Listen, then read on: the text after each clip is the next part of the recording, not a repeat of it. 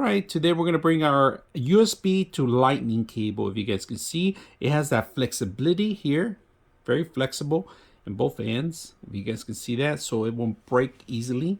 You have your actual lightning bolt, and then you have your actual USB. So right now we're going to try to we're going to charge our phone.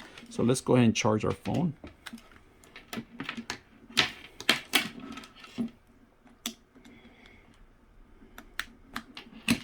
This cable is long, really long. They give you a long couple of feet of cable, and we're going to see how fast it works.